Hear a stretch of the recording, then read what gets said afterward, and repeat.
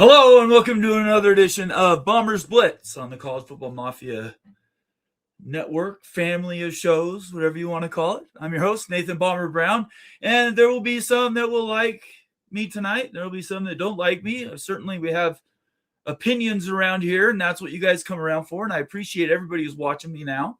It should be a fun and interesting show. I will be taking calls. Well, I don't care. You can leave it up there. The banner at the bottom has my phone number. We're not doing phone calls yet. Maybe I'll turn that off until we do phone calls. I don't want to confuse people.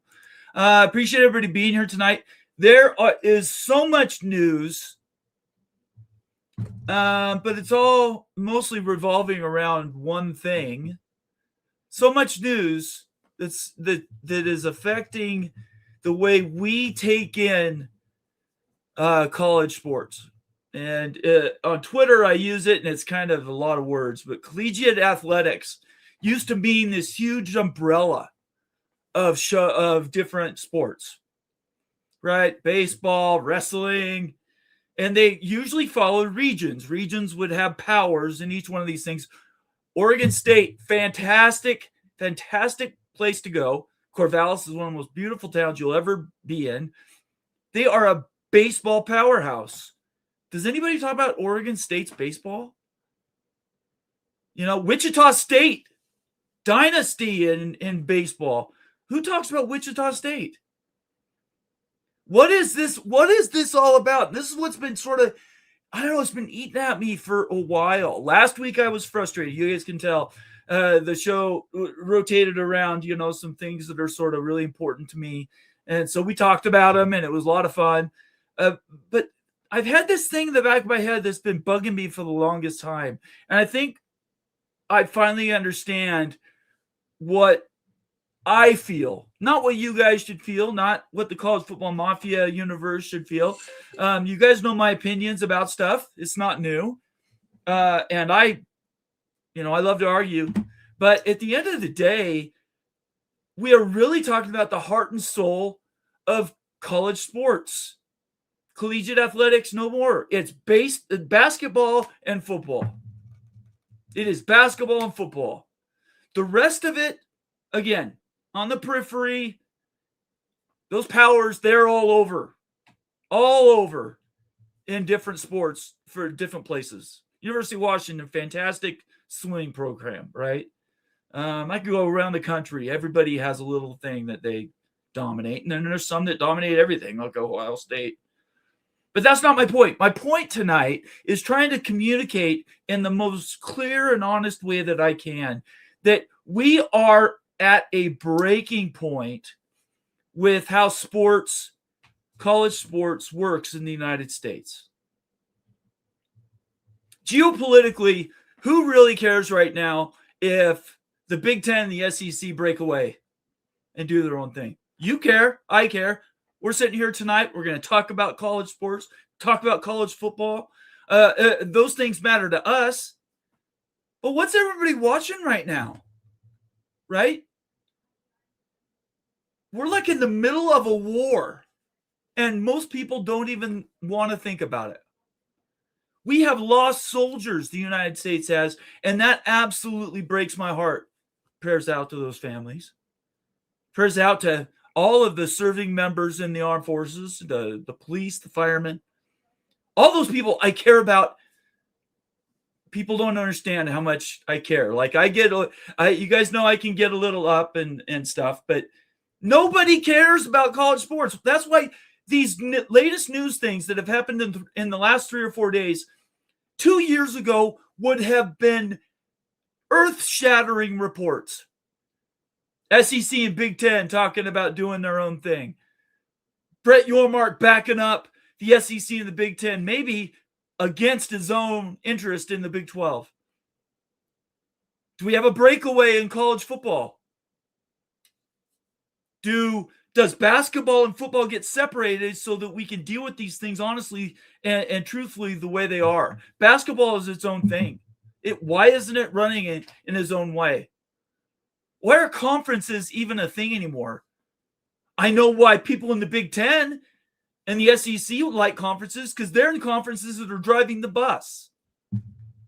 everybody's opinions matter in these things, but let's take a step back and say, why do you believe the way you do? Right? You guys are some of the smartest people. And the reason I got into this social media stuff is because I want your opinions. I love talking to you and engaging and disagreeing nicely, full of respect. But college football is right now, it is broken. We're still going to have a college football playoff next year. We'll have a college football playoff the year after.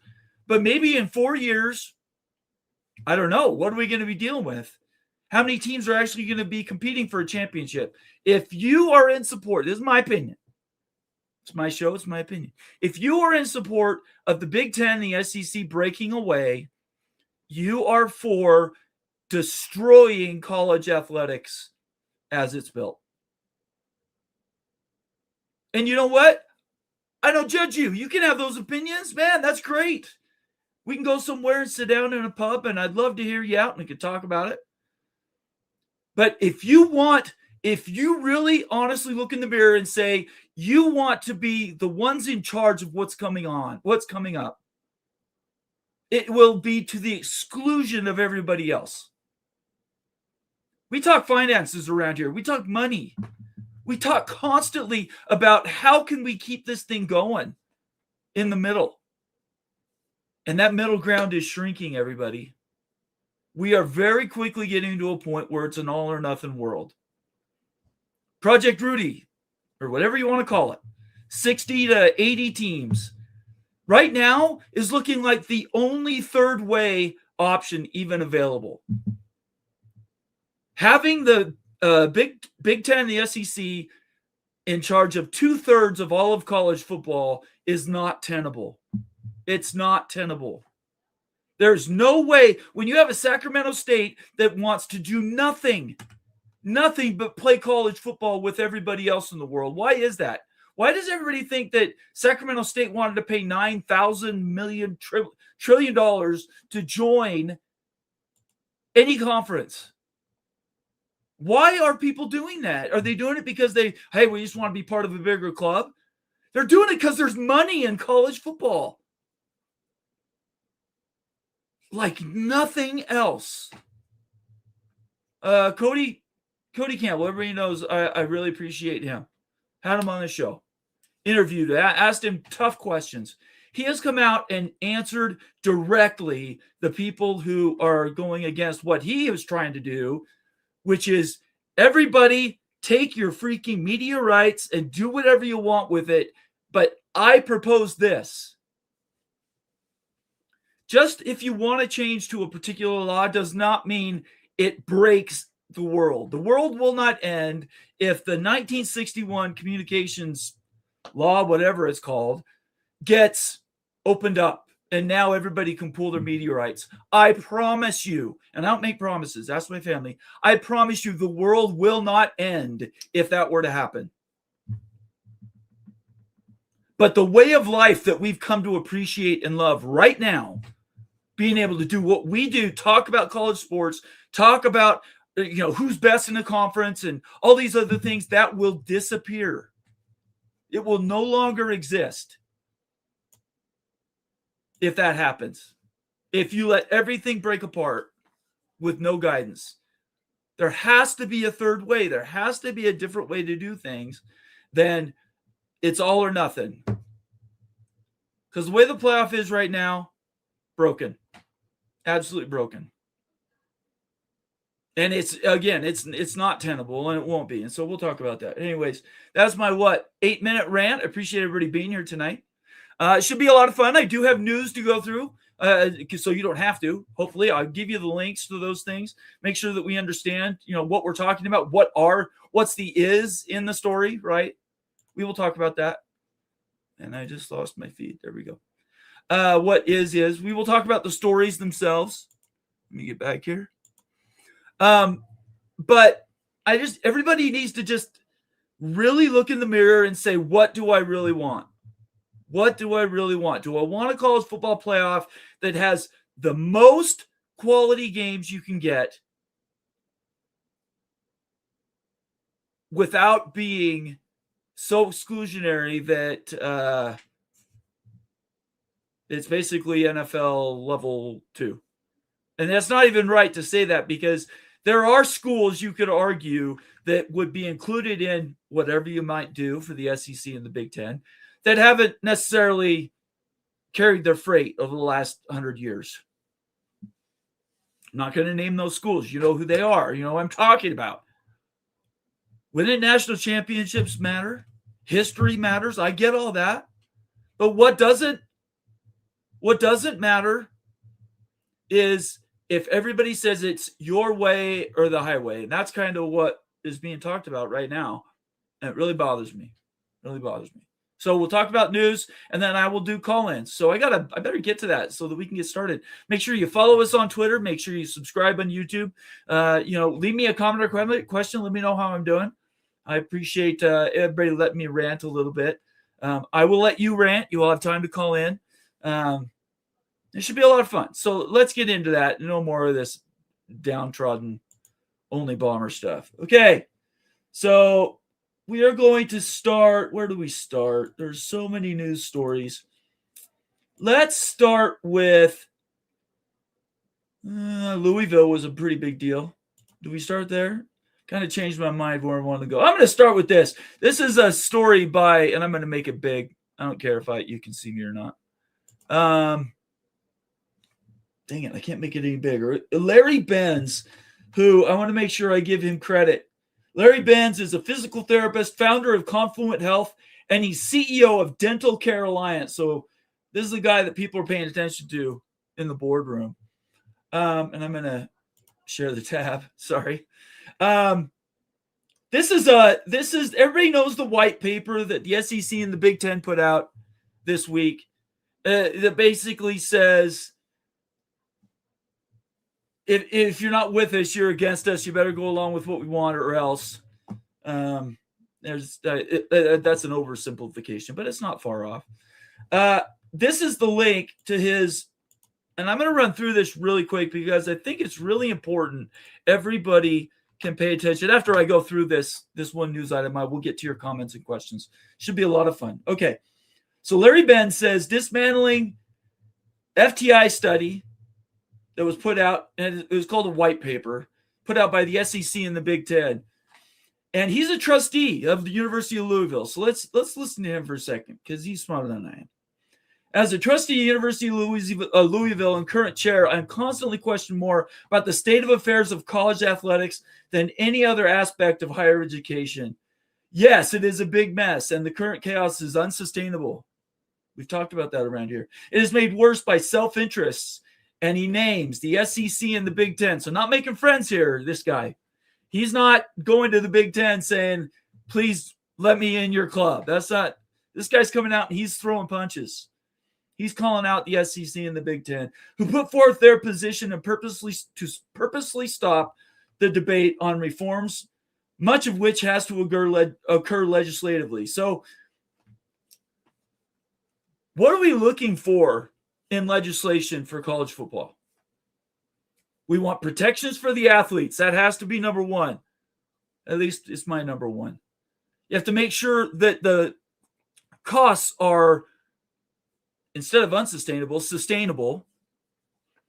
And that in some way, shape, or form, the NCAA or whoever's running everything at the end of all this, they have the opportunity to be screened from basic liability lawsuits. Not lawsuits for participation. That needs to be settled by a panel of people that just settle on whether guys are supposed to be playing 9 years of college basketball, right? That needs to be, why don't we take these things and break them into pieces? So legislatively, we want protection for the NCAA, some very limited antitrust exemption. But what I propose and what I think we need to do is we need to give power to the athletes, because they're the ones who are doing the performance for us. They need to have some skin in the game when it comes to negotiations. So the SEC and the Big Ten, they would love to just have it taken over, and basically they can tell give the NCAA all the power it wants, and they'll go through and they can roll stuff back. We can get rid of the transfer portal. We can, maybe really reduce how much NIL these kids can make. Do we do that? I don't know. Maybe. So this is what he's saying. The conflict of interest problem. This is where I want to spend a good considered amount of time on. This is the elephant in the room and should be starting point for any rebuttal. The SEC and Big Ten, two conferences that benefit the most from the current fragmented system of media contracts, hired and paid a consulting company to produce a study. That's like asking Coca-Cola to commission research on whether Pepsi tastes better. And I will compare it, and this is a horrible comparison, but the tobacco companies they investigated themselves for decades, and the government let them do it. The whole time they're giving people cancer, but they let the tobacco companies regulate themselves for a very long time. And government just gave them the room to do that. Okay. The NCAA, SEC, Big Ten are not big tobacco, but you could get the analogy. Coca-Cola investigated itself. It's kind of stupid.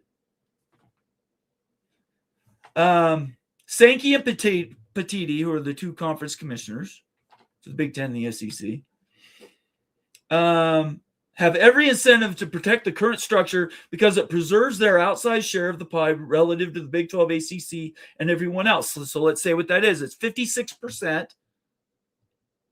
68%. It's a lot of the CFP itself. And then they have these massive media deals with ESPN and Fox and other partners that are far and well and above anything that anybody else can get. Big 12 and the ACC are next. They have a smaller portion. They have basically the remainder they leave for whatever that is, the 32%. I think it's 32% that the Big Ten and the SEC don't get. Everybody else gets the pieces. Big 12 and ACC get more than the G6. Not enough to make a difference, though, because the other two own over half. Anyway, an independent analysis commissioned by Congress or a neutral academic body would carry far more weight. So let's do that. Let's do some research. Let's find this stuff out. The fact that commissioners felt compelled to commission a study suggests Campbell's argument is gaining traction where it matters on Capitol Hill. So everybody know Congress and Cody Campbell, who's a trustee and an NIL mastermind at Texas Tech. They have a deal out right now. Saving college sports. Is that what it is? Something like that. To go out and let's change it. Let's take all the media money that's available, let's pool it, and let's put it back together, and everybody gets a greater portion. More importantly, you spread out the liability. It goes way more than 34 teams, 35 teams. You get into where you're dealing with huge numbers with the rest of the country, all competing for the same media dollars and broadcast windows. Is it anybody's wonder that the ACC and the Big Ten and the SEC gets better viewership? No, because they're the ones who are broadcasting at noon and 3 and 7. East Coast bias is real. More than 2/3 of viewing of all college football comes east of the Mississippi. So the West Coast, that's like a third, right? They get most of the viewership, so it's natural that everybody in the West is going to get less. Does that mean that it has to be that way? I don't know. I don't think so. I have no problem with larger conferences either. Let's go to bigger conferences. Let's go to 3 conferences of 12 teams apiece. Let's pick the brands that are most invested. There's more stuff in here. The NBA talks about how the collective bargaining and pooling media dollars has actually gone up. So this is the next sentence I want to read, or paragraph. The 136 team scale argument ignores how packaging works. Managing the 136 schools is harder than 30 NBA or 32 NFL teams, but no serious media rights negotiator would sell one giant package of all 136 teams. You'd create tiered packages, premium, second tier, conference specific, whatever, streaming only, regional only. The NFL doesn't sell one monolithic package. They break it into CBS, Fox, NBC, and ESPN, and Amazon. More content to package actually gives you more leverage with buyers and more ways to create competitive bidding. Now, I will say this, Bob Thompson, friend of the show, friend of mine, somebody I extremely respect, retired president of Fox Sports. He's not so much on board with this, guys. He's made comments today that says, I don't know, this looks suspicious to me. I think we should pay attention to that. When Bob talks, I tend to listen. There has to be a middle way, and that's what I'm talking about, this third way. What's the third way? How do we get through the Big Ten SEC dominated everything versus the everything a la carte? How do we do something in the middle? So there's so much more in there, but I want to get to your comments tonight because your comments are more important. There is the tweet on this article, and I think it was written so well. It was really, really good. Larry Benz, I give you complete and utter the way you can put your argument together, I really, really respect. So, all right, let's get to comments, and then I will get to the next news story. Okay, let's start at the top. Let's see who's here with me early. Big Lubbock's first in the house. He says first, and I appreciate that. Big Lubbock representing the Texas Tech Red Raiders. The Big Ten and the SEC have the money, but the rest of the schools have the power or the government on our side, which is the same thing. It is true. Because the government, and this is what certain people have said, the government it being involved does not mean the government takes it over. You got to be careful when you ask the government in to do stuff because they're going to do stuff that you don't necessarily like. I agree with that. But polar opposite to that, I think the government can provide guidance. So there has to be a third way, and we'll keep talking about this third way over and over again. John Dry says, hi, y'all, from West Texas. West Texans are always ahead of the curve. Good to see you, John Dry. Appreciate you. Daniel Gygax saying hi, everyone. Good to have you here, Daniel. Appreciate you. Caden, the Diesel Freak. What's up, College Football Mafia? Thank you so much, Caden, for being a valuable member of the College Football Mafia family, as the Big Lubbock is, as John Dry has been before. We appreciate you so much. Skaven Yes says hello, Bomber. Good to see you, Skaven Yes. Buckshot Kid. Oh, hey, Bomber. Another valuable member of the College Football Mafia family. Evil Badger Ryan Willie saying hi, everyone. Appreciate you, Ryan. What I appreciate about Ryan and everybody else on here is a lot of you guys disagree with me, and yet you're here. I appreciate that so much. You're willing to have conversation. That is awesome. It's awesome to have conversations. That's what I'm here for. I appreciate you being here. Bulldog Mississippi says, evening, Mafia. Bulldog Mississippi stud from Mississippi State University. The Bulldogs. Appreciate you being here tonight, man. Let's see here. Caden says there's breaking news. I've confirmed. I'm not sure what that is. Maybe I'll say a little bit later. Let's mix this in here. Bob Swanger, Penn State Nittany Lion in the house. Good to see you, Bob. Evil Badger, my prayers are with you. What's wrong? Ryan Willie. Did Ryan Willie say something's wrong? Ryan, tell me what's wrong. I apologize. I didn't know something was up. Please let me know if there's something. My prayers are certainly with you too. If I knew you were in trouble, please let us know. I'd love to support you. Mark's Holy Grail, always very well thought. Somebody I respect opinion. He puts a lot of time into his evaluations. Appreciate you being here, Mark. Good to see you, Bomber, on Fuego tonight. This is what I've been hoping for. YouTube hosts like you need to be advocating and campaigning and debating, which includes listening to. I agree with you, Mark's Holy Grail. You're exactly right, and I wish more people were doing it. And I have somebody that am respecting more and more every day for everything he does, who says something that isn't necessarily politically correct. And I will get to his post in just a minute. Let's see here. Bulldog, Mississippi also says if you're already in the SEC or Big Ten, why would you want things to change? Exactly. What's the sales pitch from the outlying schools? Excellent question. Excellent question, Bulldog, Mississippi. That's what has to be answered. And I fully support that. I've also fully supported all along that nobody makes less money going forward. I don't want to take away from the SEC and Big Ten schools. I don't. There has to be a way that everybody eats. Everybody stays where they're at, and we just continue to make more money. That's where I want to be. Stephen Vitt, good to see you, Stephen. Appreciate you. Good evening, everyone. Good to have you here, Stephen. Badger, Ryan, tell me what's up, man. I appreciate you saying you need to tell me what's wrong. Stephen Pitts, good to see you, Stephen Pitts. The distribution numbers would be the problem. Great point. It's true. It's true. Work needs to be put in. The first person that says work needs to be in, by the way, is Cody Campbell. He's the first one to admit we need to do more research. He's never said this is the only way. He's saying this is a way. What would be an equitable way to distribute the new package? That's a great question. So, in my opinion,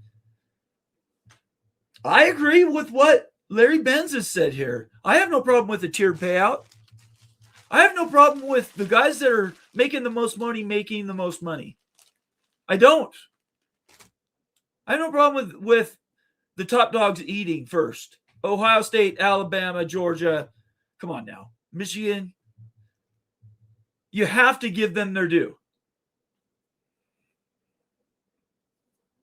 But the huge middle ground is in the two, right? Premier, everybody else, in my opinion. And then there is a minimum. I believe that.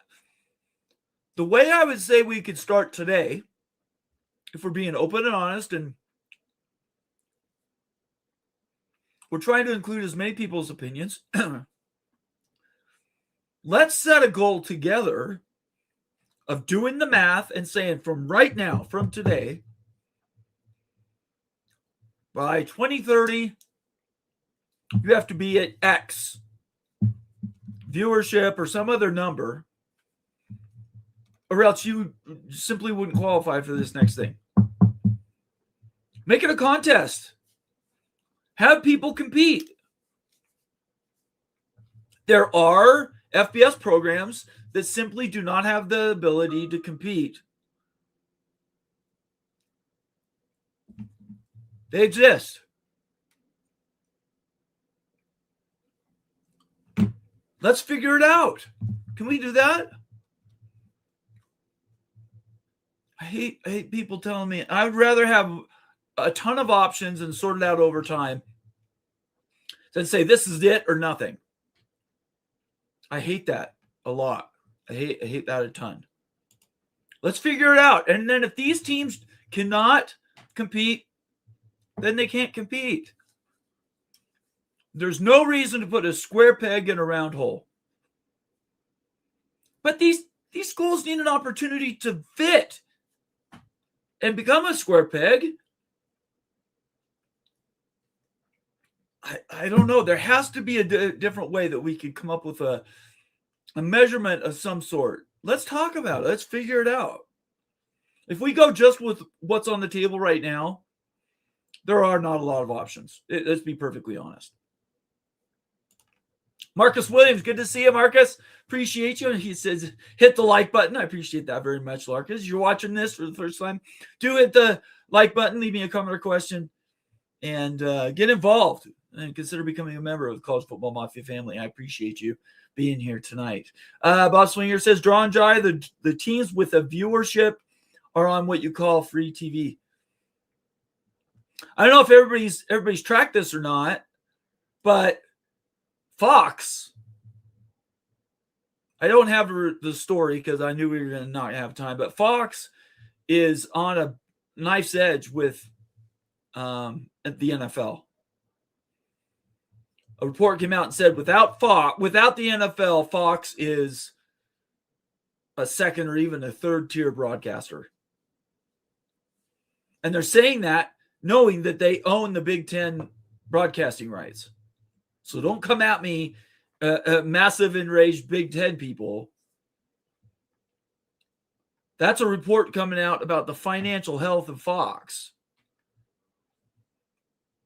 It was about Fox losing in the NFL. There was nary a reference to Fox losing the college football. Fox is in a death struggle to hang on to the NFL. They will overpay. They're trying to set a mark saying, oh, this is the most we'll pay. That's not. If they can't pay to keep up, they will lose the NFL. The NFL has no emotion in this. It's all dollars and cents. And just get it in your head now. There may be a day when you go to Netflix to watch your regular NFL games every week. That could absolutely happen. Netflix could essentially buy all the NFL rights if it wanted to. That's how powerful it is. And then you have Apple getting into the streaming game again with Formula One and Amazon TV, who's been doing NFL, right?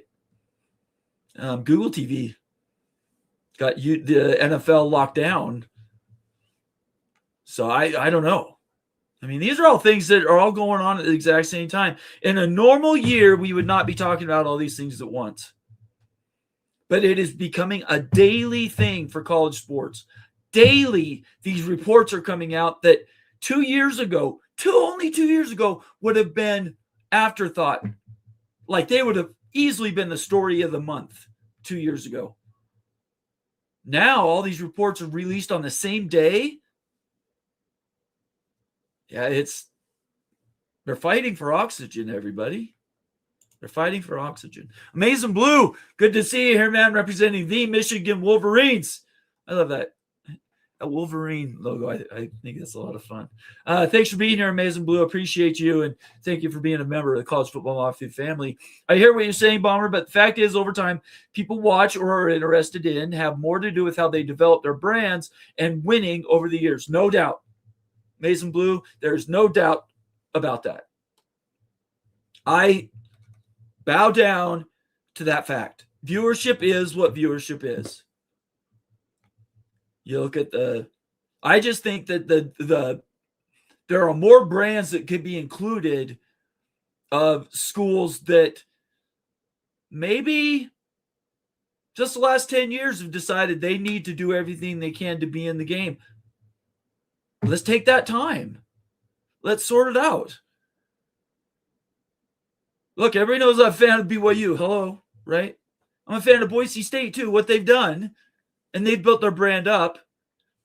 If Boise State was to stay on their trajectory without much effect, they would easily become like a top 30 TV broadcast numbers.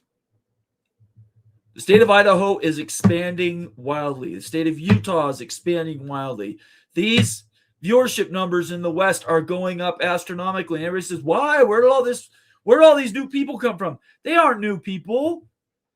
These people have always been here. The only difference is they are moving from cities to suburban areas, places they can afford a bigger house, out of urban centers. People will continue to move west. You can't just lock the door now. It's like if you shut the door now to trap whoever's in and whoever's out now, you are leaving a vast unaccessed territory outside. That's why I believe personally this P2 breakaway thing is not going to happen. And I think most of you guys don't want it to happen either. You just want to protect your schools. And I bow down to that. I think you should. Everybody should want to protect their school. And I totally stand up for you guys fighting for your everything you have. Nothing wrong with that at all. Brian says he's going to call in. That's great. Yo, old dad, always coming in, giving me good signs from the side. I appreciate you, old dad. It's good to see you. Yo, Florida State, man, they're making waves again. You guys got to start winning some football games so I can celebrate Florida State football. I love Florida State football. Always have. Mr. Ed Wayner, University of Houston in the house. Divide FBS into 3 divisions. P2, P3, 4, G6 with 3 CFPs. Limit player money by level. Go 6 for 6 years. Eligible with transfers allowed every 2 years. Lower schools able to sell players to richer schools. I love a bunch of those ideas. Let's go through them really quick. Divide FBS into 3 divisions. I think that's going to take care of itself by viewership. It should not be by conference, in my opinion, because you have outsized brands that aren't in one of the P2 conferences that are going to bring money, and money is going to trump a bunch of these other concerns, in my opinion. Anyway, number 2, limit player money by level. Once you negotiate with the players and you have a CBA with them, you can limit all kinds of things. Everybody that wants player NIL values and cost controls and salaries and all this stuff, negotiate with them. Create a CBA, have a negotiation with the players, and then you can hold them accountable to things. Right now, they're selling their virtual entities, and that it's not tangible. So you can't do that unless you negotiate with the players. And then 6 for 6 years, eligible with transfers, allowed every 2 years. The transfer portal is broken. There's no doubt about it. These players are free agents from year to year. I hate that. There has to be a way to fix it. But again, if the core is rotten, fixing all these stuff on the outside isn't going to make a difference. We can talk about this to the end of time. Unless you fix the core of what college football and men's basketball are, you can't really talk about much else because you're just changing things on the outside. Ryan Willie says, I'll call later. Thank you so much, Ryan. $2 super chat. Ryan Willie's an OG member of the College Football Mafia family. Stephen Pitts, good to see you, Stephen. Does that mean that everyone would receive equal share of the extra money? No, I'm not into that. That would still mean the Big Ten and SEC still control money gap. So to be very clear, Stephen, I'm not saying everybody should make the same money. I've never said that. Never, ever, ever. I've been doing this almost 4 years. I've never said Ohio State should make the same money as BYU. And I never will say that. Because I respect brand value. So let's throw that out. Let's say Bomber's not completely crazy. I'm not talking about everybody is equal. Moen's big thing right now is it's communism. And we're going to have a debate. I'm going to have to send him a text tonight. He might be watching it. I don't know. But we absolutely disagree at the very fundamental part of this. And it would be fun, I think, for you guys to watch because then we could talk about the details. It's tough when you hear from like Greg and Moen, and then you hear from me differences, right? But you should be able to talk about them. And I want to be able to do that. So, no, I don't think everybody should be making the same money. I've never thought that. Ever, ever, ever. Be nice, but that's not practical. Shonsky says BYU football. Sorry, Shonsky's BYU football. Not everyone in college football is going to compete, but saying that those teams are an important part of college football ecosystem. Well, I mean, I will also say that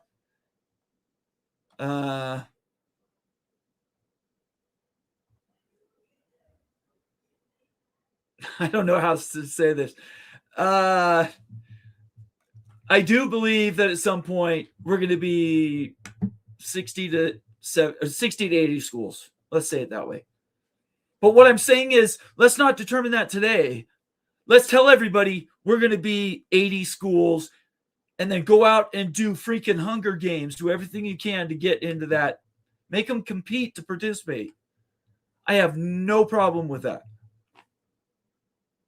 It's a little Lord of the Flies. But there might be ways to do that. I do believe past about, I think 80 is probably 72 is my number, to be perfectly honest. But let's say it's 80. Those last schools to get the call up, they're going to have to be the ones that are fighting the hardest to do it, Shonsky. So, yes, I do believe you should be able to earn it. I do believe that. Mason Blue, I love this. Fox has made poor investments in other areas, therefore there's survival due to NFL from ad revenue. Yes. We can't get into all the financials for Fox, but it's true. They've made other mistakes. And one more, Marcus Williams. I love these so much. If Comrade Cody, you're getting that from Moen, Comrade Cody and Smash aren't careful, Big Ten and SEC will break away and go in silos or a mix thereof. They could do that today, Marcus. Why haven't they? It's not because they don't want to. I promise you, if those guys could have broken off, they would love to leave everybody behind. I promise you that would be the case. But they don't. And we all got to look around and wonder, why is that?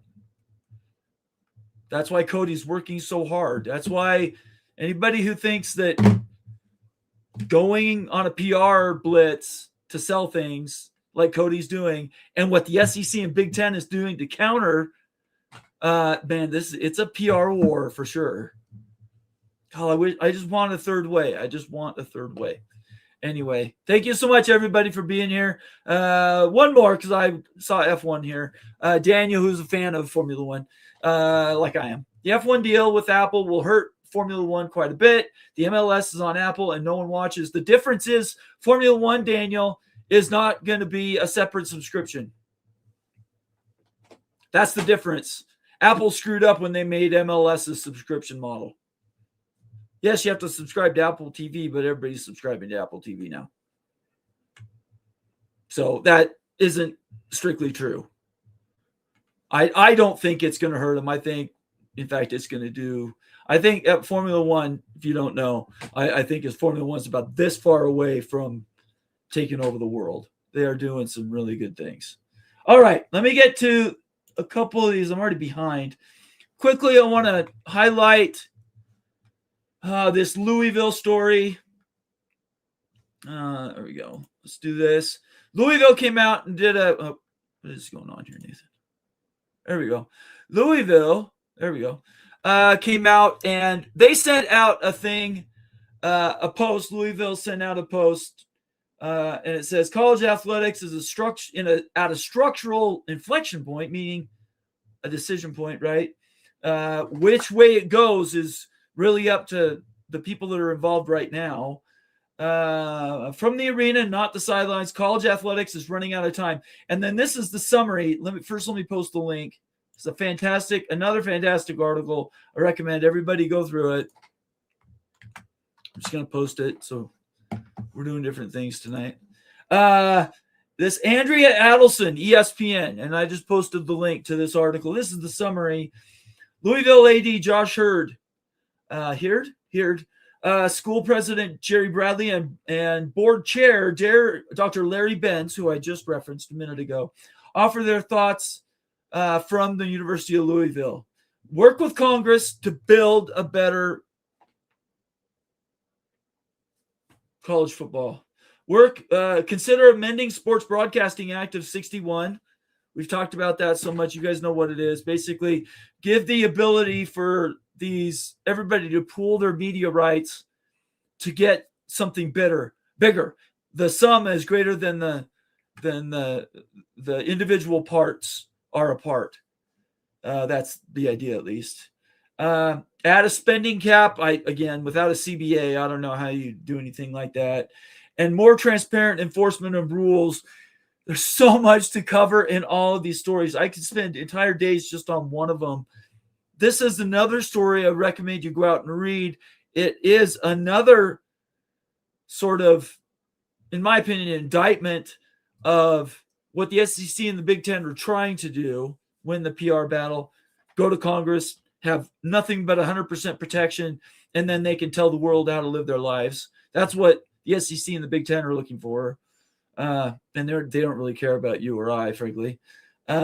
Or you have total chaos, which is also painful. When you have total chaos, there's pain points. Anyway, I was followed into these things, and I shouldn't do it. Anyways, so that's a great article. Louisville trying to stand up to support Cody Campbell. Darren Heitner, not everybody likes Darren, but he is a representative lawyer for players. He's the guy that goes out and sues the NCAA over and over again to give guys extra years of school so they can play sports. We all know, let's just say it, they're negotiating for playing contracts, essentially. The schools are an afterthought. Let's not kid ourselves. He looks at this article from Louisville, and he has his own counterpoint. Louisville argues that college athletics needs a hard spending cap, pointing to the NFL salary cap as the model, but that comparison undermines the argument, and I agree with Darren here. The NFL cap works only because it is collectively bargained. I've said that before. You've heard me say it a million times. Collective bargaining is the only way you hold anybody accountable in these uncapped, unregulated areas. The college cap is not. There is no college cap. It is imposed. If challenged, it would likely be found to be unreasonable restraint under antitrust law, which is why the NCAA, SEC, and Big Ten are looking for something that gives antitrust protection to the NCAA, pretty much unfettered control, if you really break it down.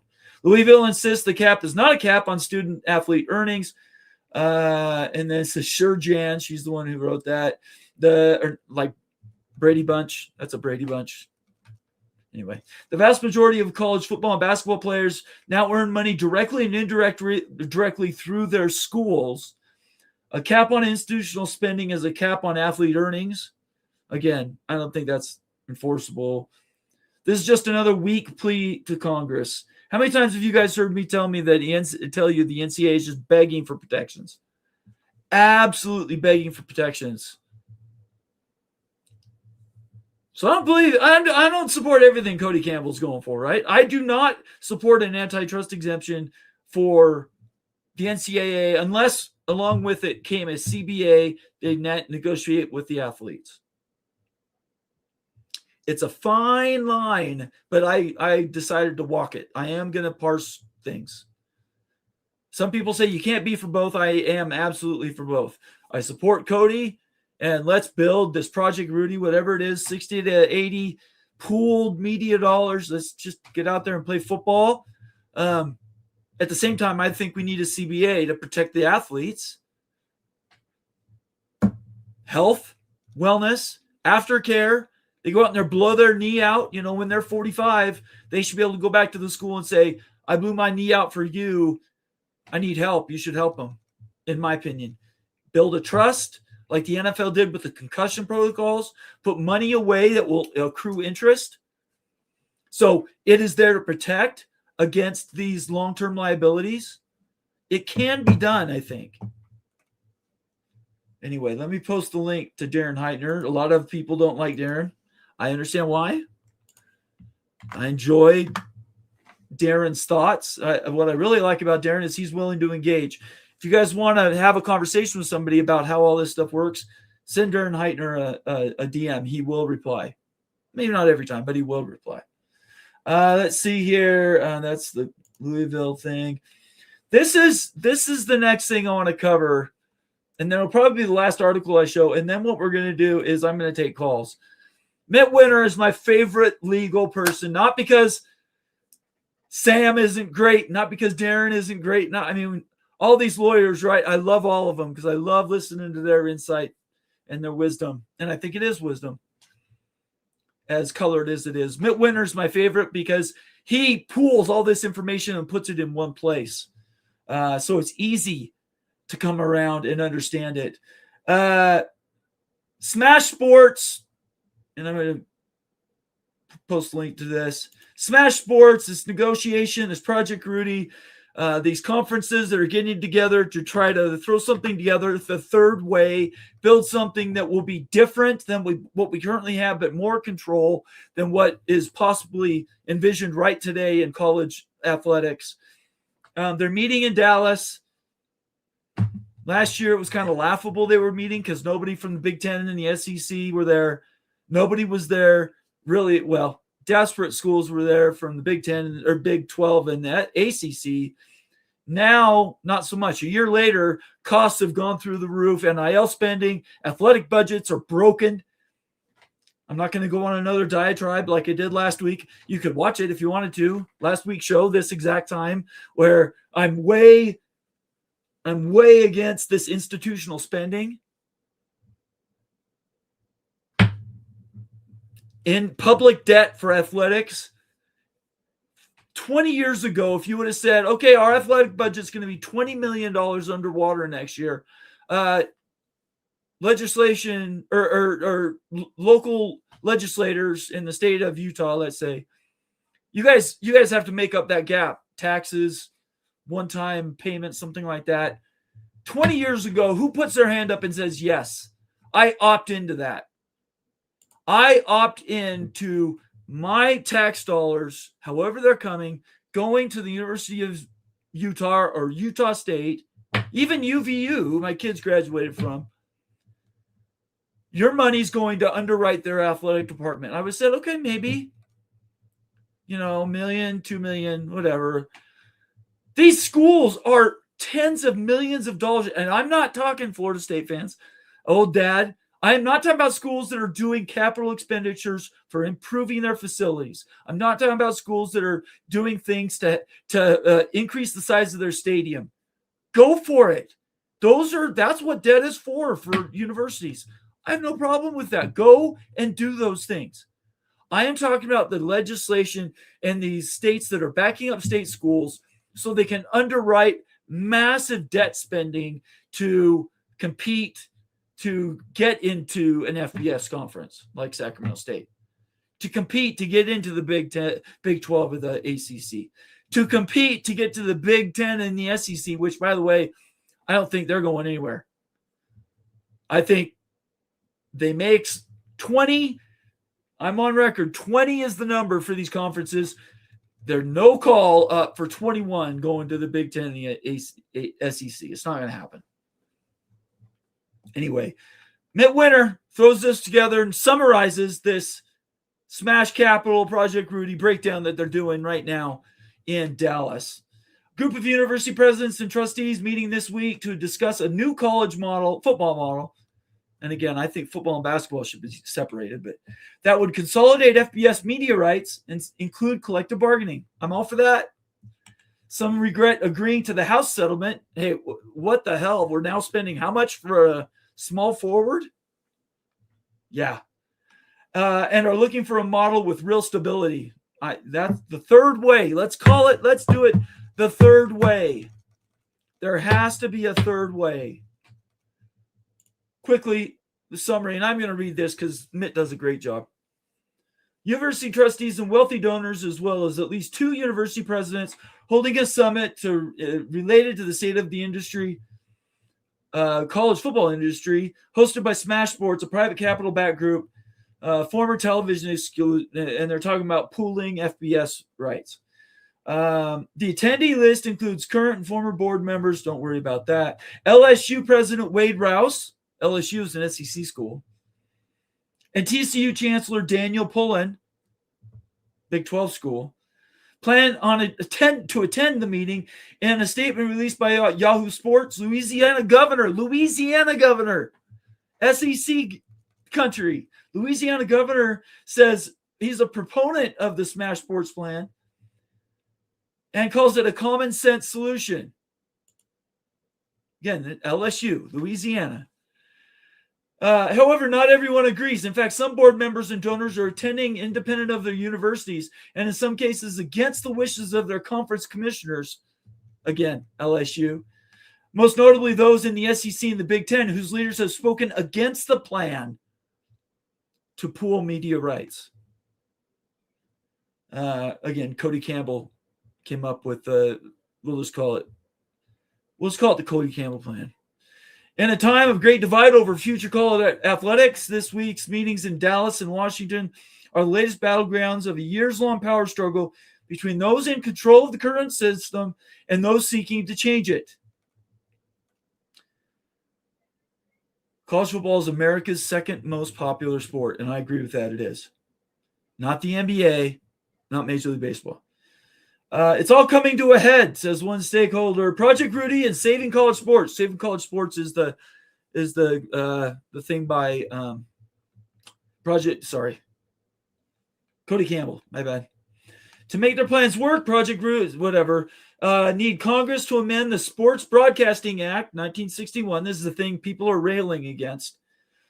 To permit the conferences, each now negotiating separate television deals, to negotiate one single media deal. Amending the SBA, under which pro sports leagues are granted an antitrust protection to pool media rights, would in theory usher billions more in revenue from colleges to offset soaring costs and perhaps bring more competitive balance to an industry that some believe has been monopolized by the two richest leagues, the Big Ten and the SEC. In a 16-page memo distributed to attendees and obtained by Yahoo Sports, Smash Sports details its plan. By the way, I should have said this. I apologize to Ross Dellinger. Ross Dellinger wrote this article. Mitt Winter consolidated it. I apologize to you, Ross, if you're watching right now. Ross Dellinger wrote this. And I should have said that at the beginning. I'm sorry about that. In a 16-page memo distributed to attendees, Smash Sports details its plan, which in short features optimizing football schedules to arrange more attractive non-conference matchups, establishing a new governing body, that's the thing people freak out about, and offering billions to schools in private cash meant to bridge financing for a consolidated rights package can be struck after current television deals expire. So nothing changes until 2029, 2030, 2031. Smash guarantees that all 138 programs, including the Big Ten and the SEC, will continue annual distribution increases as part of its plan, and allows conferences to determine distribution formula. But at the center of the plan is a congressional amendment of a 65-year-old act opening the SBA would increase college football revenues. And this is where it should be in quotes, from a projected $6.7 billion to potentially $14 billion. Now, do I think it will double if you consolidate all media values, all media contracts into one big deal and put together one negotiation? I am not going to swear to that. That's a lot. To claim it'll double is, I think that may be, that's more. I would not claim that. But I do believe it goes up maybe 20%, maybe 30%. Whatever it goes up, whoever's making whatever they're making now doesn't make a penny less. So everybody can stay where they're at, make as much money as they want to, but you're not going to lose money if you finally consolidate and do something like this. So I don't know. I'm going to open the phones. I want you guys to call in. Tell me I'm wrong. I'm happy to debate this, to have a conversation. But all this stuff fitting together just tells me that the sport is broken. College sports are absolutely broken. And this is an inflection point. Oh, one other thing I did want to give credit to John Kurtz. John Kurtz, who I finally got to meet, and I really appreciated him giving me some time recently. John Kurtz put this out. Brett Yormark, who I got to be very careful here because my school is part of the Big 12.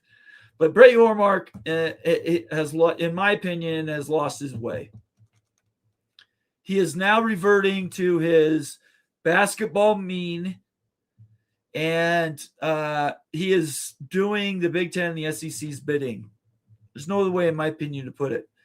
John Kurtz put this together. First, I'll read the quote, and it came out of a report that was very, very critical, I will say, of the Smash Capitals deal, which is interesting because Cody Campbell's, Texas Tech, Big 12.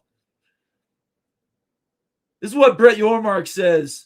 Brett Yormark offered that what he described as his own personal insights and was clear that he does not speak for the conference. This is Brett Yormark's opinion. While I encourage collaboration and efforts to find solutions to challenges facing our industry, I take exception to the fact that Smash Capital, providing no novel concepts, and think that's ridiculous. It is way novel. Is preying on current vulnerabilities of many of our institutions with the primary goal of generating a significant double-digit return. He says, essentially, Cody Campbell's into it for the money. He can care less about college sports. If key stakeholders determine third-party resources are needed, I will recommend we engage with the right thought leaders and the most established financial institutions, a group Smash Capital is not part of. And everybody knows John Kurtz, Big 12 homer, right? Hey, my headphones coming off. There's nobody that likes the Big 12 more than John Kurtz. But this is what he says. Love what Yormark has done for the Big 12, but this is horrible. This is a horrible, no good, very bad take. The Smash Capital Plan, Project Rudy, is undeniably an excellent path forward for the league schools. So what are we doing here? If you have a guy like John Kurtz that disagrees with what Brett Yormark says, and he's the conference commissioner, that's not going to win him any votes. He's going to lose some access, John is. In my opinion, this is not a quote that they're going to love in the offices of the Big 12. Brett Yormark is keeping tabs. I guarantee it. This is really, it's as insightful as it is anything else. What we've got going right now and continuing on this path, in my opinion, is absolutely insane. We need novel ideas. And I think what they're trying to do with pooling rights and some of these other ideas is better than what we've currently got. Is it perfect? No. And I'm not sitting here claiming it's perfect. Never have. But I do honestly believe, that if we put all our minds to something, we can come up with something better than what we've got. And just saying, give us a blanket antitrust exemption and trust me, bro, I think it's insanity to do that. I'll probably be wrong. Tomorrow we might get an announcement that says, hey, this is what's going to happen, and there's nothing you do about it. But that's not been my experience. That's not what I've seen. So we'll have to see. But if John Kurtz is saying that about Brett Yormark, this is a horrible, no good, very bad take. That's remarkable coming from John Kurtz. It tells you how far things have changed. By the way, John Kurtz has been in the sports biz for like 20 years as a professional. So, yeah. And I say hats off to John taking a chance there. That stood out to me. Okay. I'm going to open up the phone lines and I'm going to quit talking. I want you guys to call in. Let me change the banner so we can get to you guys. And instead of me, I have other actual news we could cover, but I really choose not to do that. I want to hear from you guys. I wanted to do this all day and now we're here. So let's do it. So I'm going to open up the phone lines. I think this will work. There you go. Phone lines are now open. 801-899-6203. 801-899-6203. Call in right now and tell me where I'm wrong or agree with me, make me feel good. But let's get into this conversation about what should we do. Just throw our hands up and say it can't be fixed. That is not how I operate. I can't do that. And some people are hoping that that's what I do. All right, here we go. Here's first caller.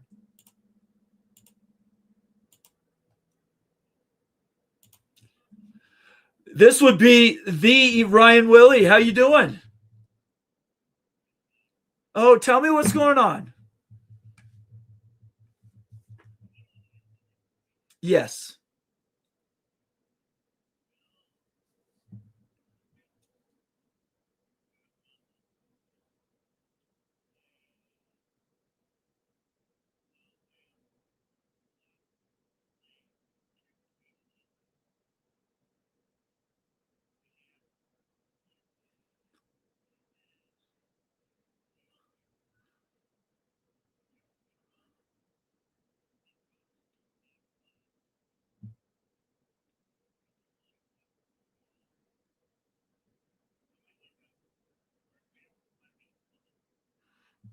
Oh, Brian, I'm sorry to hear that.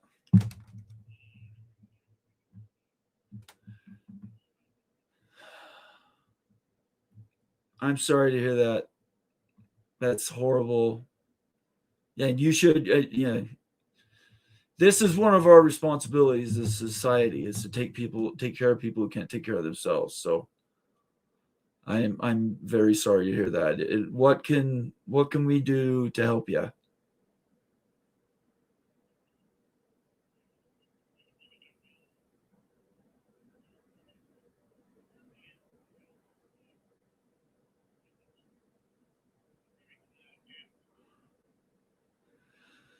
Oh boy.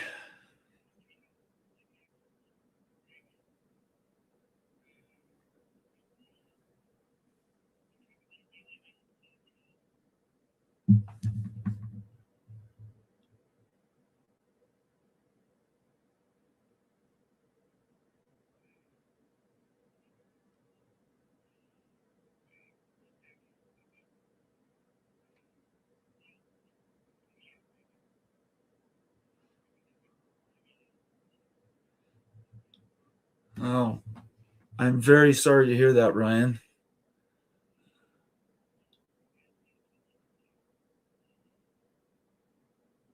I'm glad you did. I'm glad you did.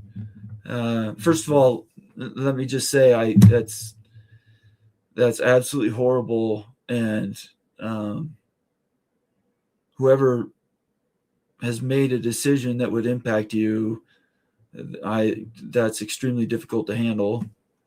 Um, and I wish, yeah, that I have really not much else to say. I feel horrible that you're in that situation, man. Well, you can, you. So you're gonna have a hard time even calling in, huh?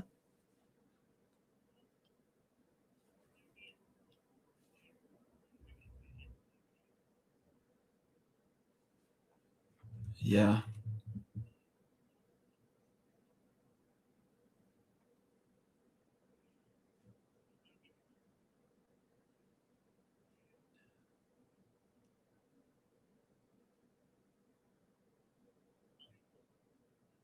Let's see. right now. But after what I think is going to happen, I'm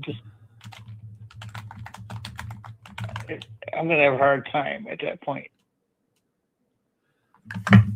Ryan, all I can say is I know everybody that's listening right now. For one thing, the audio was screwed up. So the beginning of this call, I hadn't activated. So I apologize to you about that. I'm going to say right now to everybody who's watching, we need to be putting our hands together and praying that Ryan Willie can get the support that he needs. He's expressed dire need, and I want everybody to know that I'm very, I feel horrible that you potentially could lose your freedom, and that we might lose you. That hits me really hard, Ryan. Actually, you live in Wisconsin, right? Yes. I thought Wisconsin had a pretty good social program. No. Yeah, but you know how there are some people that are just in it for the money, and some people that actually do care about people. Yeah. And a lot of people are just in it for the money. Yeah, that's true. There are. Boy, the news. And it doesn't matter how good the state is as far as their caregiver program or not. It's the actual people that are trying to do it, and I'm sorry for taking No, the don't time, apologize. No, don't apologize. Please don't apologize. I don't know if you can see the comment section, but I'm seeing nothing but complete support for you, Ryan. Like, People I care. closed out my window because so I could call without having an echo and all that. I understand and you don't have to look at it this second. And when you watch it back, the first part of the call, I completely screwed up and hadn't had your audio on, and I apologize about that. But I think we've now covered the fact that you're somebody that deserves to be taken care of. And yeah, the social support. I would say this: anybody that is watching right now, watching this on recording, that is in Wisconsin, even if there's things you can do to make changes in your social systems, that would be something I would really ask for. In Washington State, every state should have better programs to support people that have a hard time supporting themselves. And it really hits me hard. This is a tough call, Ryan, for me personally, because you've meant a lot to us around here.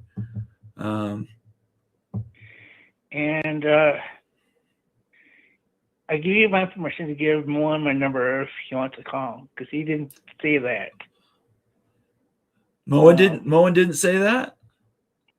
Moen said that he would like to talk to me. I give you permission to give him my number. Just I will do that. I will Okay. do that. Yeah, let me make sure. Let's see. I think I have it. I'm not going to do that to you.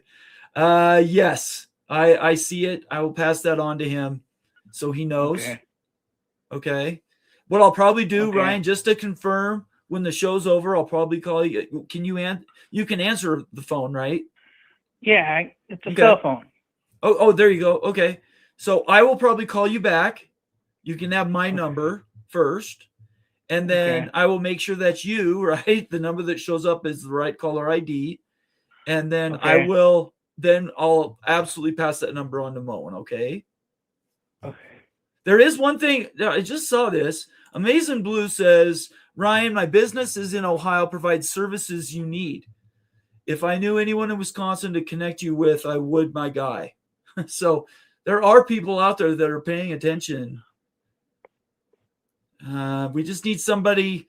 I guess I would say this, Amazing Blue, if there's a way, send me a DM on Twitter or something. I would be happy to connect you to Ryan if Ryan wants it. If there are benefits or services you might be able to provide, send me a DM on Twitter and we could connect you. If Ryan wanted that, I would ask him, obviously, permission. Well, Ryan, I am so sorry. That's all I can say. We're very, very sensitive to helping you, and this is not a call I ever hoped to take. Thank you. You're welcome. And you'll hear from me. I'll call you after the show, okay? In fact, here, if I send you a text, can you receive that? Yes. Okay, so let me do this. Before you even get off the phone, let me send you a text. Oh, it's hard to do this live. Well, in the middle of a show, I've never done this before. Okay, I'm going to send you a text right now.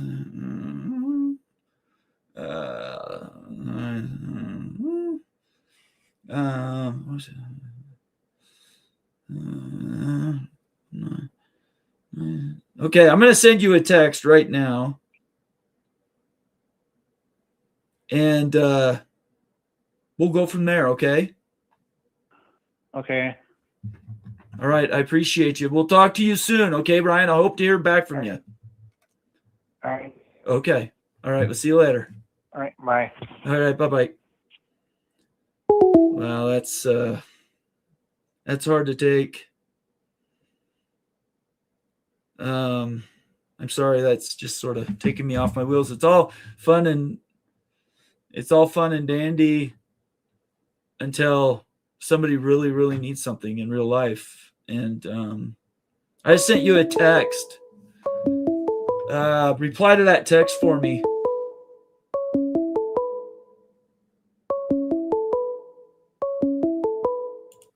Call from Caden the Diesel Freak. Hey, Caden, what's up, man? To accept, press 1. To send a voicemail, press 2. Hello, how we doing? Hey, Nathan the Bomber Brown. How we doing, bud? I'm doing okay. I'm having a hard time tonight trying to manipulate all my different things. I'm struggling. I first wanted to say my thoughts and prayers go out to Evil Badger for his speedy recovery, and I hope everything goes well for him.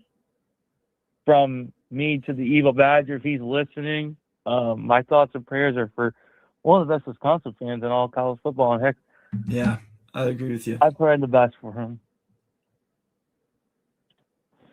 The second thing, Nathan, I wanted to bring up, I brought this up to Mullen, and I had some breaking news confirmed to me by someone, an SEC fan, specifically a University of Georgia fan that I specifically know personally. He has confirmed me that in mid to late 2028, that the following teams will be joining the SEC. And he's confirmed that with several sports media outlets, including those close to the SEC network. Okay. Florida State, Clemson, UNC, Virginia Tech, and let's see, NC State, UNC, Clemson, Florida State, and Virginia Tech will be joining the SEC in mid to late 2028. Wow. Breaking news. This is the kind of stuff I appreciate. That's amazing to hear. So let me restate that. Clemson, Florida State, Virginia Tech, and North Carolina. And North Carolina State will be joining the SEC. North Carolina State. Yep. So 5 teams? Will be joining the SEC, and that is confirmed. Mid to late 2028. So the SEC is going to 21 teams. Correct. Okay. That's interesting. And Virginia is, and I'm trying to hear from some Big Ten fans and those who are close to University of Virginia fans, because there is news of the possibility of the University of Virginia joining the Big Ten. Okay, that makes more sense. That makes more sense for the Big Ten, certainly. Yeah, because they're closer to our region, like West Virginia. Right. And I can see that. And it would shock you if this breaking news happens. West Virginia also joins the Big Ten soon. Oh, wow. Okay. That's another one I would not have guessed. Yeah. Because the University of Virginia is on the northwest side, like going towards Maryland, but let alone going towards West Virginia. Okay. So they're basically in the Big Ten region. Virginia Tech splits off to the south part of the state, closer to North Carolina and etc. Right. So I get it. But and I was talking with that specific Georgia fan who I know, and no, it's not anybody on YouTube. It's someone that I know personally that is not on YouTube that rants on YouTube about dumb fans. Okay. He said for him, Clemson, NC State, UNC, Virginia Tech, and Florida State joining the SEC means he quoted to me this: Georgia is going to run through more teams in the SEC besides beating the crap out of Alabama and Ole Miss and Texas every year, where now they can go to North Carolina State, and Clemson, and then have that Sugar Bowl rematch with Florida State. But I don't think it'll be any much of a rematch. It'll just be probably another 63-3 blowout, basically is what he said to me. Okay. Which I said, okay. Caden, I'm losing you. I'm losing you there, bud. Which I said, can you hear me now, Nathan? You're cutting in and out. I'm not sure what I don't know if it's the internet. Probably the weather's just being stupid today. Okay. Because all the way up here in Ohio, it's just been snow one day, 60 degrees another day, and rainy. Okay. It's just been ridiculous here, Nate. Okay. So, Caden, really quick, I'll let you go, but just restate your breaking news so everybody can hear that again. And I'm hoping my connection's coming through. I can hear you. Yeah, I got you. What I'm saying is I'm going to go on to I got to get some other callers in tonight. Okay. I just wanted you to restate what your breaking news was. So, again, breaking news is that it's been confirmed that in mid to late 2028, Florida State, Clemson, University of North Carolina State, and Virginia Tech will be joining the SEC, and the University of Virginia will be joining the Big Ten somewhat in late 2028 to early 2029, which is pretty big news. But I will keep you guys up to speed on any more news. I did break Moen on the news of a particular NFL quarterback that has a lot more controversial news.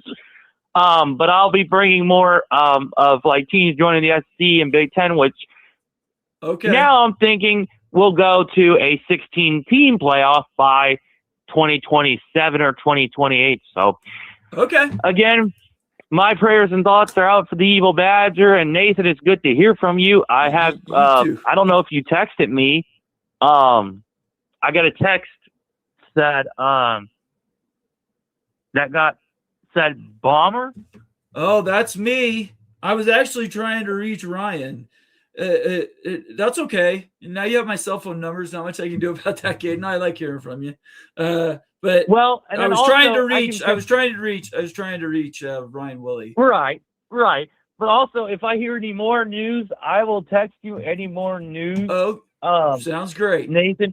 If I hear any more news, so glad to hear from you, sir, as always. And you too. Go Bucks, and we'll talk to you later. Okay, go Ohio State. We'll talk to you later. Bye-bye. Yes, sir. I love that. Claps for both Ryan Willie and for Caden the Diesel Freak. Ryan, I sent you a text. If you're still watching, hopefully you are. I didn't receive anything back from you. So I need to make sure that's your number. If you can just even, let me know it's you. But the caller ID that I got, I actually sent the wrong one first. I sent it to Caden, but that's okay. Anyway, tonight's just gone off the rails. It doesn't matter. My heart is out to Ryan Willie. I'm sort of torn tonight now. Call me up right now, 801-899-6203, 801-899-6203. This show has gone kind of sideways from the beginning. Maybe it was just meant to be that way. I'm going to do some more shout outs while we're waiting. Jose in the house saying Wolfpack backpack, North Carolina State. I don't know, man. That's tough for me to understand. Virginia Tech goes to the SEC. I don't know. You didn't get a text, Ryan. Okay.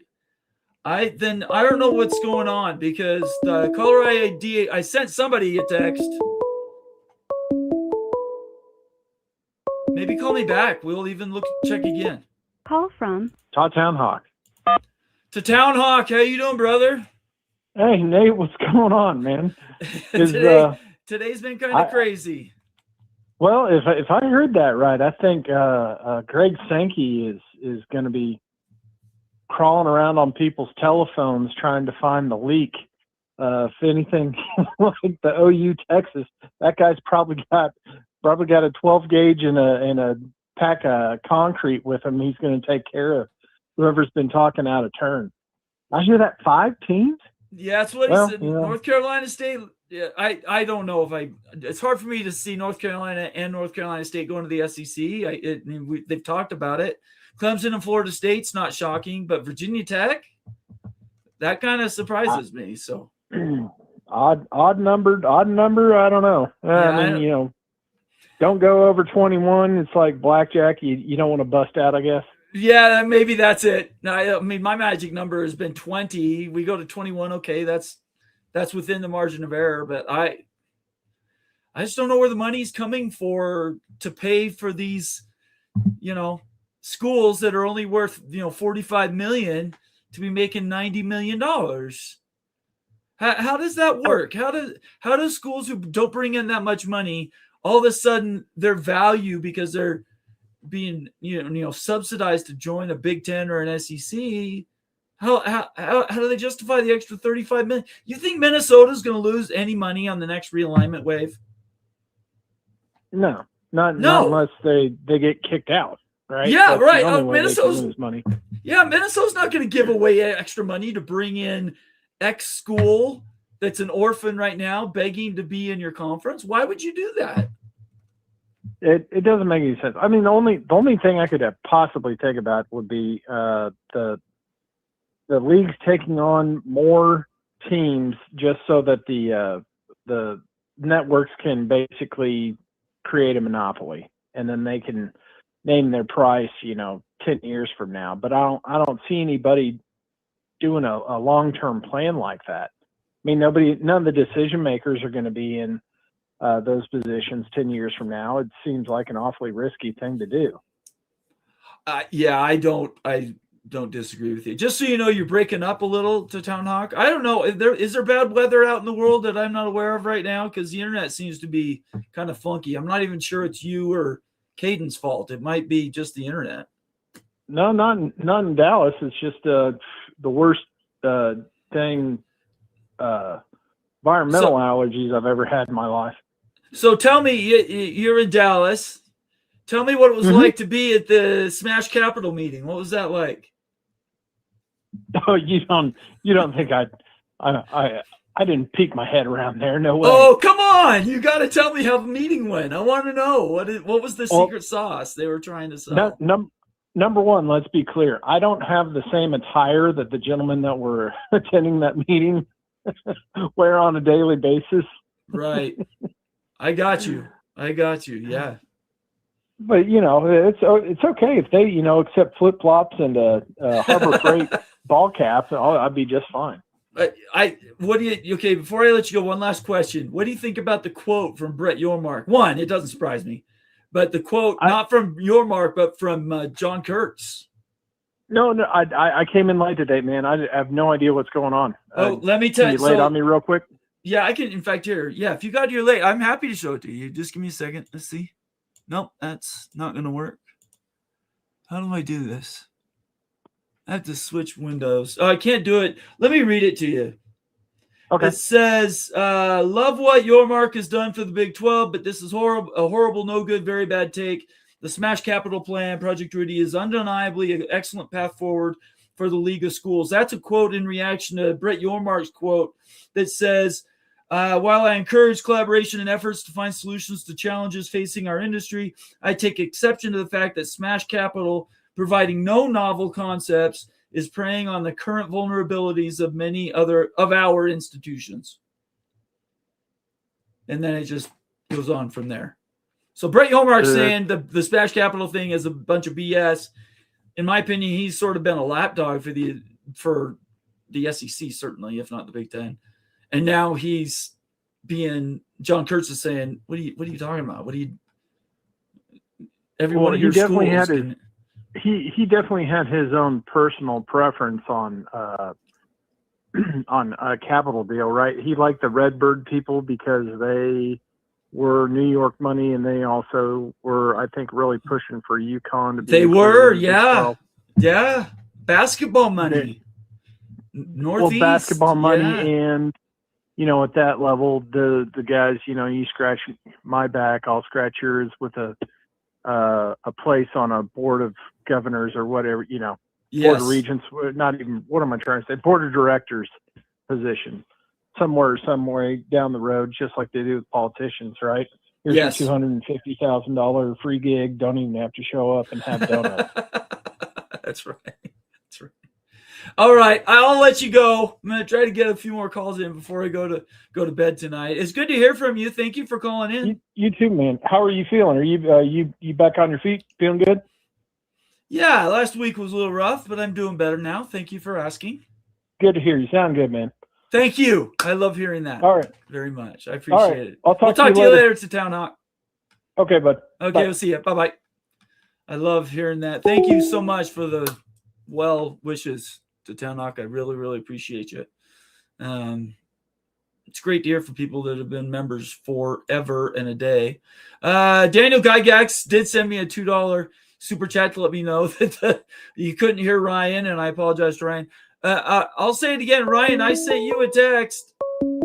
Obviously, it didn't go through. Somehow I'm going to have to get your number from you.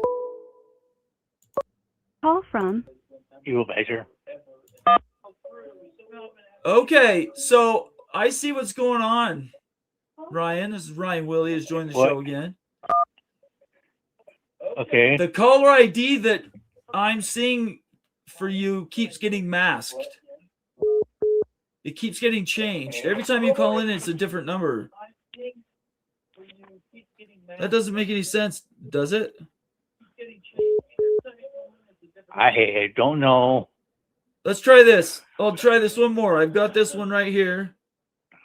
So everybody knows Ryan Willie has joined the show, and he has run into some real dire straits, and we are trying to provide as much support as we can. Okay, I'm going to send you another text. Let's see if this goes through. I'm giving like 5 people my cell phone number tonight. Okay, did you receive that?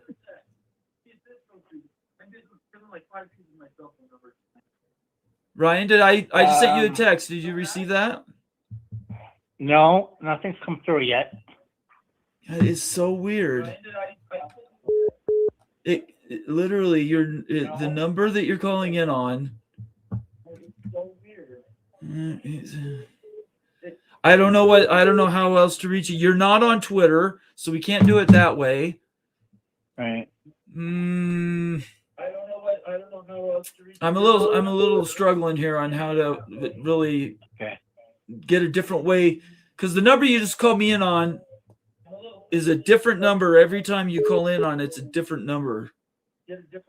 Oh wow, I didn't know that. Yeah, it's done it every time you've called in. It's been a different number. I wonder if this is for Greg. I don't know. I mean, okay, I will put it this way.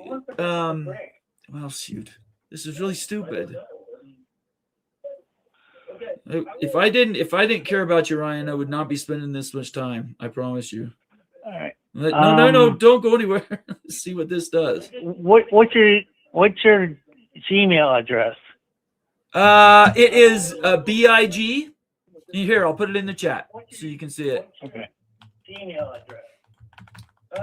It is BIG. Okay. I just sent you. I think I sent to Town Hawk my cell phone number is what I did. Okay, I just put my number in the chat. Do you see that? You mean the email? The email, yeah, that's it. Yeah. All right. Send me an email with your phone number, okay? Okay. Okay. Thanks, Ryan. All right. Thank you. Okay. All right. Bye-bye. All right. All right. Bye. Ryan Willie again. Thank you so much for being here. Whoever has just called me, call me back, and I'll get you on the show right this second. I'm glad I got that to Ryan though, because I really need to get his cell phone number. 801-899-6203. Somebody just called me. I should call him back. With my Google voice. 801-899-6203. Call me right now and I'll get you on the show. I make no claims for how tonight's gone. It's just been one of those nights. Here we go. Call from Daniel. Daniel the Gygax. How you doing? Good. Caden saying WVU to the Big Ten's not going to happen. No way. Forget it. They're not AAU. Yes, they do a lot of research. Yes, they're trying to get to AAU, but they're not AAU. It's not going to happen. Now, he did bring up one that people weren't bringing up before, and that was Virginia Tech in the SEC. That was, what was it, like a couple weeks ago? I think I can't remember if it was Greg's show or somebody was sitting there saying that Virginia Tech needed to be taken care of by the governor, by the Right. politicians there in Virginia. So Yes. and let's get right down to it. Virginia Tech is the big property for football in the Commonwealth. UVA is an afterthought whenever it comes down to football. It's all about Hokie football there. Agreed. So that would be the big get. So the SEC picking up Virginia Tech, that doesn't shock me. But having NC State in the SEC, I'm not quite buying it. I know that they have the Wolfpack backpack that somehow or another they have to settle up, Yeah. but I'm not buying it. I mean, at the end of the day, it all comes down to money. It's really pretty simple, The reason the Project Rudy thing makes sense is because you have people that are already making a gaggle bunch of money. You're saying you're going to keep that money and only make more. All we're going to do is lower the back end so that everybody's basically at one starting level or greater. You break it into tiers. I don't care about any of that. But everybody should be able to compete. However big you make this thing, you should be able to compete, and everybody should have to have good access to the CFP, not 10 SEC teams and 7 Big Ten teams, and that's not how it should go. Correct. Yeah. But NC State and UNC, their campus is like 25 miles away.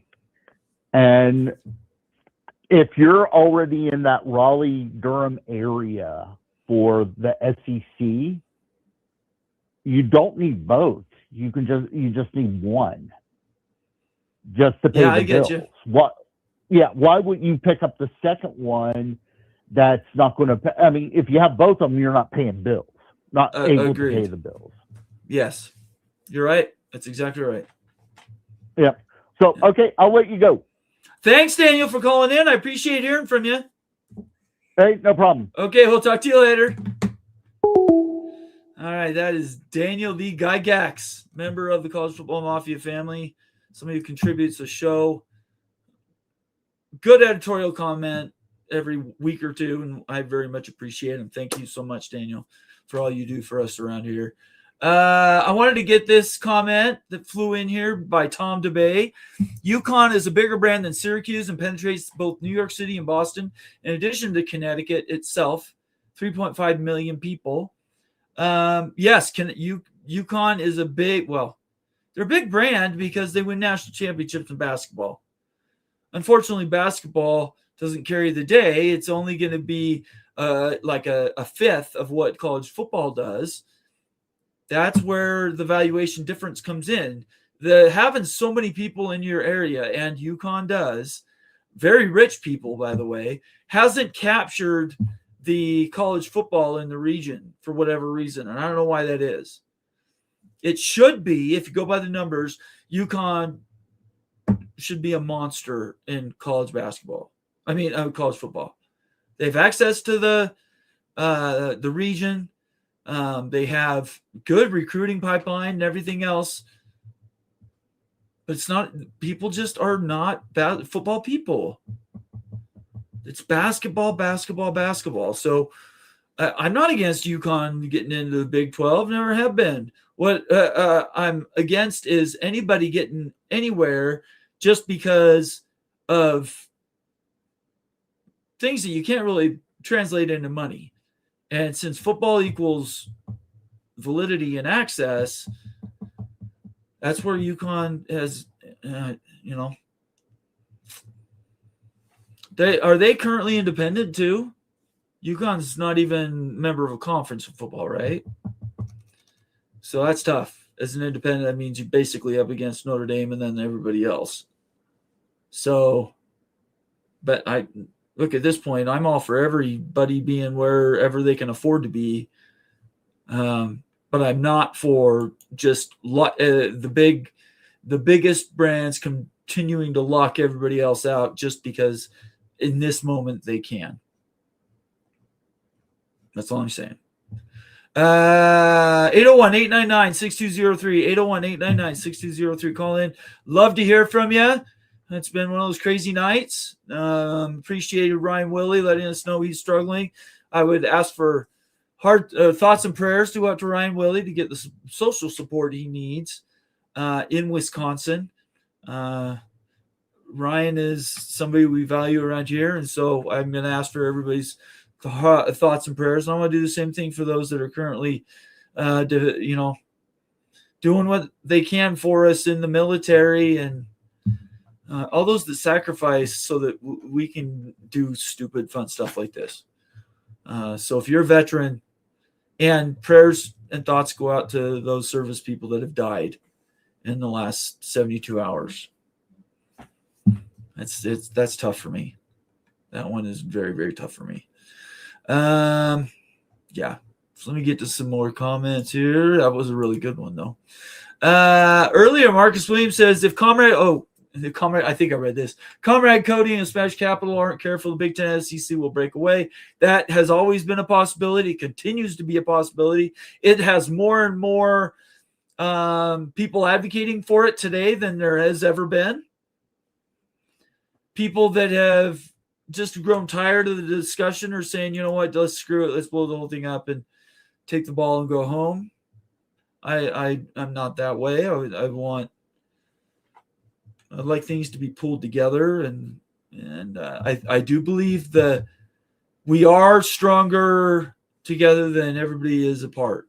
That's my opinion.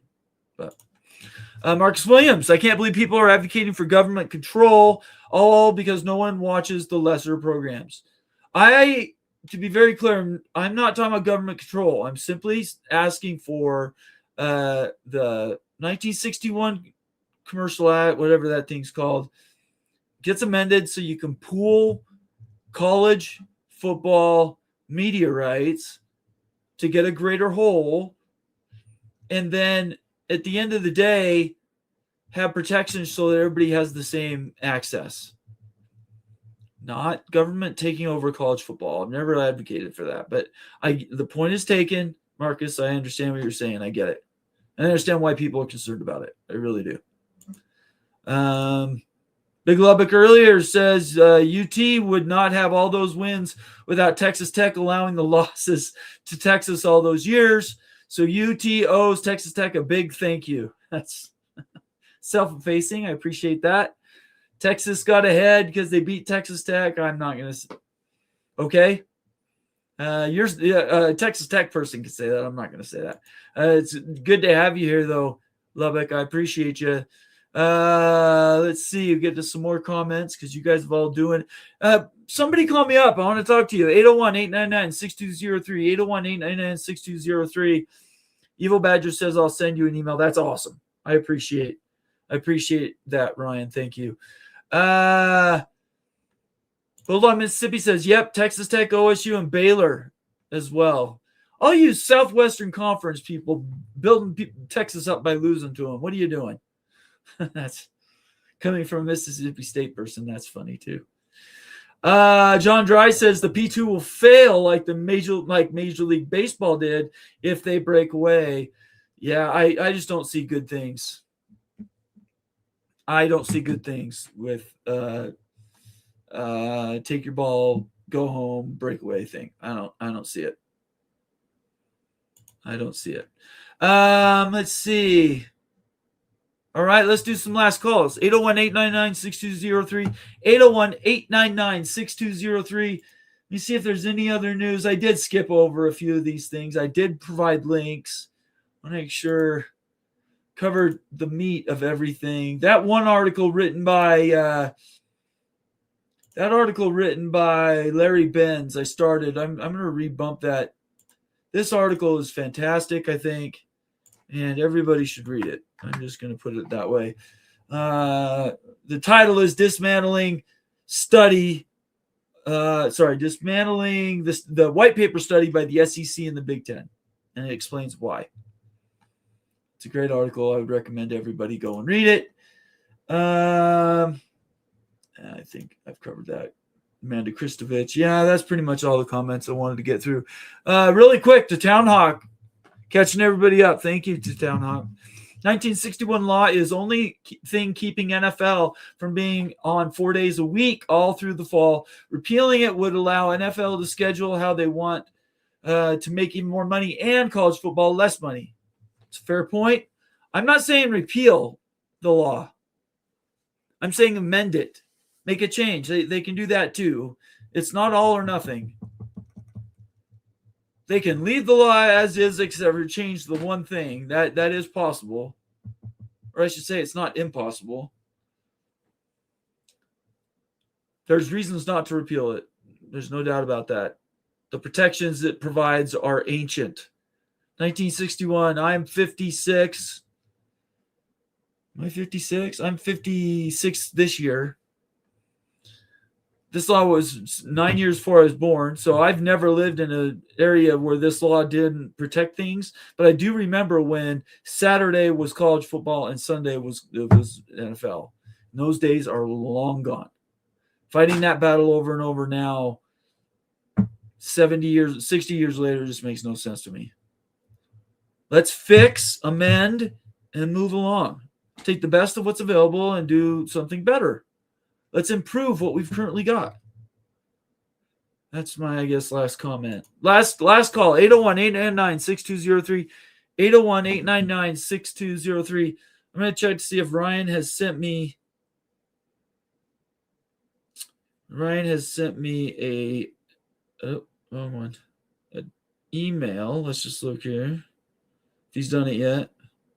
Yes, he did, Ryan. I see it. I will reply to you. Thank you so much for sending me that. I really appreciate it. Ryan Willie, it needs everybody's heart, thoughts, and prayers. Please do that if you think about it today. Shonsky says the NFL will decline if they played every day of the week. Yeah, I think the NFL is reaching a point where they're right on the edge, Shonsky. It's a good point. Thursday, they've taken over Saturdays in December.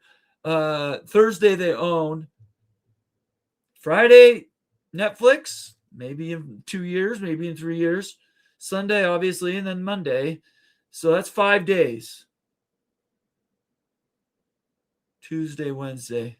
Yeah. I would love college to be the thing. I really would. But I don't know what else to say. No other comments? Nobody wants to call in?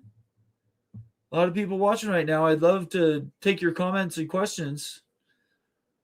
801-899-6203. 801-899-6203. This always happens. I get to the end of the show and a lot more people start watching. Maybe I have to think about moving the show back an hour. I don't know. A lot of people paying attention after. Maybe there's competition. Maybe Greg was on or somebody else was on. Anybody that's joined the show now, I appreciate you being here tonight. Thank you so much. You can call me right now if you have a comment or question, something to talk about. All of the college news that's come out the last few days. Project Rudy, the white paper from the SEC, Big Ten, the rival white paper by Louisville, Smash Capitals deal, Cody Campbell, and the Presidential Commission, which I didn't really even talk about tonight. There's a presidential thing coming where President Trump, here we're at war, and he's going to be having this confab about broadcasting college football rights. It seems kind of dirty. I'm not going to do politics around here. It's a slippery slope, but that seems really ill-timed to me. Why are we talking about me? We have people being bombed and stuff anyway. It's kind of starting to make me sick anyway. Let's see. Yeah, there are people still watching. That's good to hear. Looks to me like you guys are ready to go, so I'm going to go tonight. You guys have heard me out enough. I appreciate you watching. If you missed the beginning of the show, I had a good 10-minute rant at the very beginning trying to, it's hard to explain what's wrong with college football right now, college sports in general, except to say money is the ultimate evil and it is driving greed everywhere. And In my opinion, I think we're better off collectively than we are exclusively. And I do believe it's a slim margin, but I do believe we can do things that help control our media properties while nobody loses what they currently have. I think that's possible. That's where I would like to go. And I hope we get there via media rights. I really do. I'm not sure that'll happen, but I hope we get there. Yeah, I don't know what else to say. So thank you so much for watching me tonight. I appreciate it. I will see you Friday night, big freaking Friday show right here on the College Football Mafia channel. I appreciate everybody watching. Watch the show over, and then consider calling in next week. Become a member. If you're just joining right now or you're watching this on demand, send me a DM on Twitter. Send me comments in the comments section. Give me a thumbs up on the video. Do all those things that will help us keep this thing going around here. I appreciate everybody that gave super chats. Thank you so much. No new members tonight, so I don't need to say anything there. But Evil Badger, Ryan Willie, and Daniel Gaius, thank you so much for your $2 super chats. And I think we'll call it good. You guys have been awesome. You are awesome. You continue to be awesome. Keep thinking straight. Don't let anybody tell you what to think. Come up with your own opinions. If you watched here around at all, you know that we definitely support new things, new innovative ideas. We want those things to continue, and we're encouraging you guys to get involved, become a member of the College Football Mafia family. Once you're a member, you have rights. We do special shows during the week. And then there's all those member videos that give inside hints at kind of where we think sports are going in general. So I appreciate everybody being there. Tatown says, hit the like button. I appreciate that. Got lots of new stuff coming. We always do. And I will see you guys Friday night, okay? Stay out of trouble. Again, Ryan Willie, we'll talk to you soon. And I will I'll get this number over to Moen so you can talk, okay? And now you can reach me.